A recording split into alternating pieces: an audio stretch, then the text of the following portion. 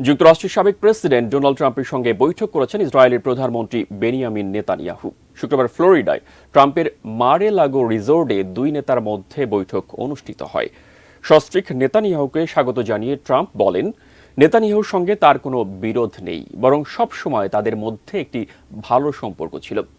দুজনের বৈঠক বেশ গুরুত্ব পাচ্ছে, কারণ ট্রাম্প প্রেসিডেন্ট নির্বাচিত হলে গাজা যুদ্ধ নিয়ে তার মনোভাব ও নীতি কেমন হয় সেটা নিশ্চিত হতে চাইছেন ইসরায়েলি প্রধানমন্ত্রী।